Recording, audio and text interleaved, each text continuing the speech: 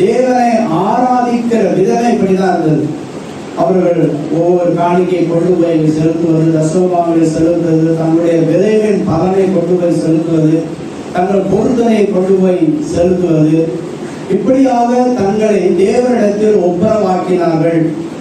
விஷயம் என்னன்னா, பலியை பார்க்கணும் தேவனை அறிகிற அறிவை நான் விரும்புகிறேன் என்று சொல்ல காரணம் என்னன்னா, இவர்கள் தேவனை தேடுகிறார்கள், தேவனை நோக்கி பார்க்கிறார்கள், ஆராதிக்கிறார்கள், அல்லது காணிக்கைகளை கொண்டு வந்து பொருத்தனைகளை கொண்டு வந்து படைக்கிறார்கள், தேவ சமூகத்துக்கு வருகிறார்கள். ஆனால் தேவனை அறிகிற அறிவு இல்லாமையினால் ஏனோ தானே என்று கடமைக்காக ஏதோ ஆலயத்துக்கு போக வேண்டும், நாம் ஒரு யூதரா இருக்கிறோம், நம்முடைய தகப்பன் மூதாதையர் ஆபிரகாமா இருக்கிறார், ஆகவே அந்த பிதாவாகிய தேவனை நாம் தொழுது கொள்ள வேண்டும் என்று சொல்லி கடமைக்காக அன்றைக்கு அவர்கள் ஆலயத்துக்கு போவதும் வருவதும் வரி செலுத்துவதும் தங்களை ஒரு நீதிமானாக காட்டிக் கொள்வதிலுமே அவர்கள் கவனம் செலுத்தினார்கள்.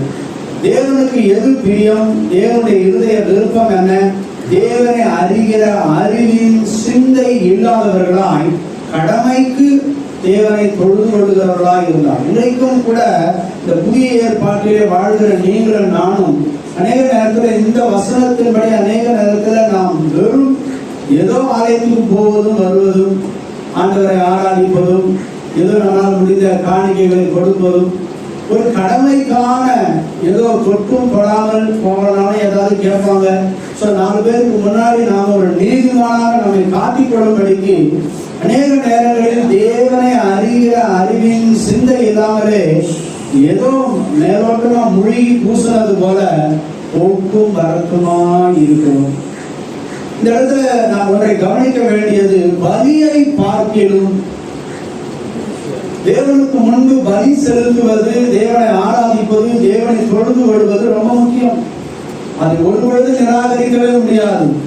ஆனால் தேவனுக்கு பலியிடுகிற, தேவனை ஆராதிக்கிற, தேவனுக்கு முன்பு பொருத்தனைகளையும் காணிக்கைகளையும் தசமபாகங்களையும் இப்படி எல்லாம் ஆராதனை முறைமைகள் எல்லாம் பங்கு பெற்றாலும் தேவனை அறிகிற அறிவின் சிந்தை இல்லாமல், அவருக்கு எது பிரியம் என்பதையே தெரிந்து கொள்ளாமல் ஏனோ தானோ என்று செய்கிற காரியம் ஒரு பொழுதும் அது தேவனுக்கு பிரியமாயிராது. இதைதான் இந்த ஓசியாவின் புஸ்தகத்தின் மூலமாய் இந்த 6ஆம் வசனங்களிலே பார்க்கிறோம். பலிகளை பார்க்கிலும் தேவனை அறிகிற அறிவை விரும்புகிறேன். நாம் எதை விரும்பணுமா? தேவனை அறிகிற அறிவை நாம் விரும்ப வேண்டும்.